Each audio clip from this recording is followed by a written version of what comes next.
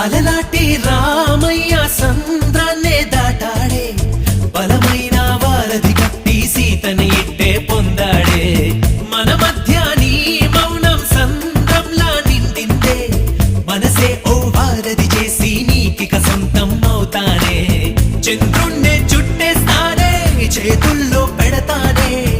ఇంకా నువ్వాలోచిస్తూ కాలాన్నంతా ఖాళీ చెయ్యొద్దే మనకన్నా పొడిచే మనగా